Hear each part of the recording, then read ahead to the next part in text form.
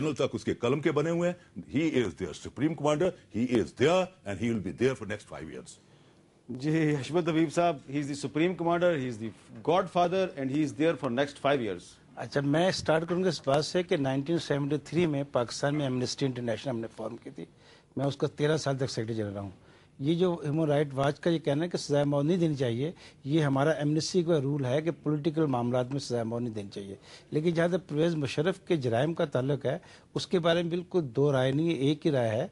जैसे इन्होंने ये लाल मस्जिद पर जो कार्रवाई की थी 9-10 दिन के लिए, ये इन्होंने आइन के ख़िलाफ़ की थी, आइन और कानून के खिलाफ. आइन और कानून ये कहता है कि आर्मी आ सकती है मदद के लिए लोकल एडमिनिस्ट्रेशन. यहाँ पर आर्मी की मदद की लोकल एडमिनिस्ट्रेशन है. वो बजाते कोई इतना बड़ा जुर्म है कि उसके लिए कोई कमीशन बैठ जाए तो किसी और चीज़ की ज़रूरत नहीं है. मगर ये जो ह्यूमन राइट्स की बात है ना, वायलेशन तो बहुत सारी हुई हैं. जैसे आप हैरान होंगे बात सुन के कि इस वक्त जितने कैदी हैं ना पाकिस्तान में पकड़े हुए हैं, उनका $300 पर मंथ अमेरिका देता है उनके खाने पीने का खर्चा. ये सारे का सारा मुल्क जो है ना अमेरिका की इमदाद पर चल रहा है. अब इसको परवेज़ मुशर्रफ को उसके किरदार तक पहुंचाना है, इस मुल्क को हमेशा के लिए आपने माशरे से हटाना है. एक ही रास्ता है इस वक्त मौजूद, वो ना तो मुआवजा है, मुआवजा ये लोग कर नहीं सकते हैं, अंदर खाने सब मिले हुए हैं, ना इनके पास कोई और रास्ता. एक रास्ता है किसी तरीके से रिविजिट कर लें ज़फ़र अली शाह केस को. अगर ज़फ़र अली शाह को रिविजिट ये कर लेते हैं तो जैसे यहिया खान को यूज़रबर करार दिया गया था, गासिब करार दिया, इस तरह परवेज़ मुशर्रफ को गासिब करार दे कर ना आर्टिकल 6 के तहत ट्रायल का रास्ता निकल सकता है. इस तरफ कोई नहीं जाता. अब ये जजों की बहाली का मसला कर रहे हैं, जजों की बहाली हर बात ऐवान सदर के साथ ये वो सब ऐसे लॉलीपॉप दिए जा रहे हैं. इनफैक्ट बात यह है कि आर्टिकल 48 है आइन में, आर्टिकल 48 में इस बात की गुंजाइश है कि सिर्फ एक एडवाइस पर सारे जजेस बहाल हो सकते हैं. ये गवर्नमेंट बहाल करना नहीं चाहती. ये सूरत हाल है. फरोज़ुल्लाह बाबर साहब, जरा आप जवाब देना पसंद करेंगे. ये जो हशमत हबीब साहब कह रहे हैं कि ये सब आपस में मिले हुए हैं, मुआवजा नहीं हो सकता. मुआवजा बिल्कुल हो सकता है और मुआवजा के लिए एक पॉलिटिकल विल चाहिए. और हमने तो पीपीपी ने तो ये कहा है कि हम समझते हैं कि मुआवजे से पहले सदर परवेज़ मुशर्रफ खुद इस्तीफ़ा देकर चले जाएं, क्योंकि 18 फरवरी के इंतखाबात के बाद ये बात बिल्कुल वाज़ेह हो गई थी कि पाकिस्तान के अवाम की भारी अक्सरियत ने उनको रिजेक्ट कर दिया है. और उन्होंने ख़ुद भी ये कहा था कि अगर मेरे ख़िलाफ़ कोई ऐसा वर्डिक्ट आ गया और अगर ये नवाज़ शरीफ साहब और मोहतरमा वापस आ गई तो फिर मैं नहीं रहूँगा. तो उनको ये नविश्ते दीवार पढ़ लेना चाहिए था, ख़ुद इस्तीफ़ा दे देना चाहिए था. हम अब भी समझते हैं कि शायद वो इस्तीफ़ा दे दें, लेकिन अगर वो इस्तीफ़ा नहीं देंगे तो फिर सियासी जमातों पर, पार्लिमान पर यह दबाव बढ़ जाएगा कि उनका मुआवजा करें. ये फैसला फिर पार्लिमान करेगी. हम ये चाहते थे और अब भी ये चाहते हैं कि बजाय इसके कि बात मुआवजे तक जाए और तलखी पैदा हो, वो खुद ही ये नविश्ते दीवार पढ़कर इस्तीफ़ा दे दें. और उम्मीद है कि शायद वो इस्तीफ़ा दे दें. न दिया तो फिर उनका मुआवजा यकीनन होगा. देखिए, मुआवजे से मीर साहब कोई उनके खिलाफ ट्रायल नहीं हो सकता. मुआवजे से वो सिर्फ सदर की हैसियत से ख़त्म हो सकते हैं. ट्रायल करने के लिए ज़रूरी है कि उनको जो है ना गासिब करार दिया जाए कोर्ट के प्रोसेस से, फिर उसके ट्रायल हो सकता है, वरना ट्रायल नहीं हो सकता. इन्हें वे हेल्प कर रहे हैं. ये गवर्नमेंट जो है ना मुआवजा भी अव्वल तो पेश कर नहीं सकती, अगर करती भी तो उसकी हेल्प कर रहे हैं. या गासिब की, आमिर की ना, फौजी आमिर की हेल्प कर रहे हैं ये लोग. दे आर हेल्पिंग कि अगर उनका एहतसाब हो और उससे वो सदारत से अपने ओहदों से महरूम हो जाएं, तो एक आम पाकिस्तानी की हैसियत में उसकी मुकदमा आप चला सकते हैं बाद में. क्यों नहीं चला सकते? देखें सर, जब तक सदर रहता है, केस नहीं हो सकता. नहीं, जब तक वो सदर नहीं रहेगा, जिस वक्त उसका एहतसाब होगा तो सदर नहीं रहेगा, उसके बाद वो एक पाकिस्तानी की हैसियत से उस पर हर किस्म का मुकदमा. अच्छा, ये बहस हम बाद में कर लेते हैं. अभी हम जरा ये जानना चाहेंगे कि मौजूदा हुकूमत ह्यूमन राइट्स के मामलात को किस तरह देख रही है. खैबर एजेंसी के बाड़ा बाजार में बात करेंगे खालिद खान से. अस्सलाम वालेकुम खालिद.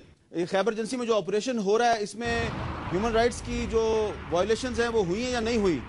ह्यूमन राइट्स की सूरत हाल ये है कि आज भी बाड़ा बाजार बंद है. गुज़श्ता 6 रोज़ से यहाँ कर्फ्यू नाफिज हैं और कारोबारी ज़िंदगी मुअत्तल हैं. बाड़ा बाजार बहुत बड़ा बाजार है, यहाँ पर हज़ारों लोगों का कारोबार वाबस्ता है. और न सिर्फ यहाँ मकामी लोग कारोबार कर रहे हैं, बल्कि पेशावर से और दीगर अजला से भी यहाँ लोग उनका कारोबार वाबस्ता है. तो एक तो कारोबारी ज़िंदगी मुअत्तल है, लोगों का कारोबार मुतासिर हुआ है. दूसरी अहम बात यह है कि इस ऑपरेशन के दौरान हुकूमती ज़राए ने और सिक्योरिटी फोर्सेस ने दावा किया है कि अब तक 50 से ज़ायद अफराद को इस ऑपरेशन के दौरान गिरफ्तार किया गया है. अब सवाल ये पैदा होता है कि इन अफराद को कहाँ पेश किया जाएगा, कौन सी अदालत में पेश किया जाएगा, उनके खिलाफ किस अदालत के तहत और किस एक्ट के तहत मुकदमात दर्ज किए जाएंगे. तो ये एक सवाल है, बहुत इंपॉर्टेंट सवाल. क्या उनको FCR کے تحت ان کو سزائیں دی جائیں گی یا ان کے فیصلے سنائے جائیں گے، کیونکہ FCR بذات خود ایک متنازع قانون ہے. تو یہ ایک اہم سوال ہے، اور یہ بھی ایک اہم سوال ہے، ابھی تک کوئی کلیئر نہیں ہے کہ جن لوگوں کو گرفتار کیا گیا ہے آیا وہ شرپسند ہے، آیا وہ واقعی ان کا تعلق لشکر اسلام سے ہے یا دوسری تنظیموں سے ہے. بہت بہت شکریہ خالد خان، بہت بہت شکریہ آپ کا. خالد خان یہ بتا رہے ہیں کہ خیبر آپریشن میں 50 لوگوں کو گرفتار کیا گیا ہے، اور ان لوگوں کے بارے میں یہ نہیں پتا کہ انہیں کس قانون کے تحت اور کس عدالت میں پیش کیا جائے گا. ایک بریک لیتے ہیں، بریک کے بعد آگے اپنی گفتگو کو جاری رکھیں گے. وقفے کے بعد کیپٹل ٹاک میں خوش آمدید. حاجی عدیل صاحب، یہ بتائیے کہ جو خیبر ایجنسی میں آپریشن ہو رہا ہے اس میں 50 لوگ گرفتار کیے گئے ہیں، تو ان 50 لوگوں کو کس عدالت میں پیش کیا جائے گا؟ کیا FCR کے تحت پیش کیا جائے گا؟ کیا آپ ہیومن رائٹس کا خیال رکھیں گے؟ دیکھیں، اس کا تو صحیح جواب جو لوگ آپریشن کر رہے ہیں، کیونکہ یہ فاٹا میں پروونشل گورنمنٹ کا کوئی رول نہیں ہے سوائے یہ کہ ان کے نالج میں ہے کہ یہ ہو رہا ہے. تو اس فاٹا میں ہم تو FCR کے مخالف ہیں، لیکن ہم فاٹا کے کئی نمائندوں نے، آپ نہیں ہیں، وزیر اعظم نے بھی FCR ختم کرنے کا اعلان کیا. فاٹا کے نمائندوں نے کہا کہ FCR ختم نہ کرے، اور بعد میں یہ فیصلہ ہوا ہے کہ اس میں کچھ ترمیم کرنی پڑے گی، کیونکہ اس کے 2-4 روایتی رواج کے پہلو جو ہیں وہ لوگوں کو پسند ہے. تو یقینی بات ہے کہ جب آپ فاٹا میں کسی کو گرفتار کریں گے تو فاٹا کے قوانین کے تحت جو ان کا رواج کا قانون ہے، جو FCR کا قانون ہے، جرگے کا قانون ہے، ان پر مقدمے چلیں گے. اگر مقدمے چلیں، ہو سکتا ہے ان کو کل چھوڑ دیا جائے. تو ابھی تک میری یہ اطلاع ہے کہ اس ایکشن میں کوئی انسانی حقوق کی وہ خلاف ورزی نہیں ہوئی جو ہم اپنے بلوچستان میں ہم نے دیکھی ہے. ہم نے یہ وکیلوں کے جمگھٹوں پر جس وقت یہ شارع دستور پہ ہوا ہے، اسی طرح لال مسجد کی بات کی گئی، انہوں نے ایسا کوئی واقعہ ہی نہیں ہوا. آپ دیکھیے کہ ایک ہفتے سے یہ 5-6 دن ہو گئے ہیں، صرف 50 افراد کو گرفتار کیا، وہ بھی ان کے پاس اسلحہ برآمد ہوا ہے غیر معمولی طور پہ. تو کوئی ایسی، خود انہوں نے بھی کہا، ہاں اگر یہ کہنا کہ دکانیں بند ہوئی ہیں یا لوگوں کو کاروبار نہیں ہوا ہے، تو ایسے مسائل میں کاروبار مجبوراً بند، ان کی حفاظت کے لیے کاروبار کو بند کیا گیا ہے.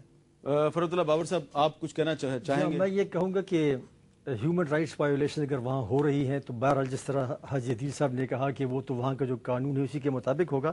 اور FCR کے لیے کل جس طرح پرائم منسٹر نے کہا تھا کہ اس میں ترمیم کی جائے گی، کل اس کمیٹی کا اجلاس ہو رہا ہے اسلام آباد میں فاروق نائک صاحب کی صدارت میں، اور تجاویز ہم پیش کریں گے کہ اس میں کیا کیا قباحت ہیں.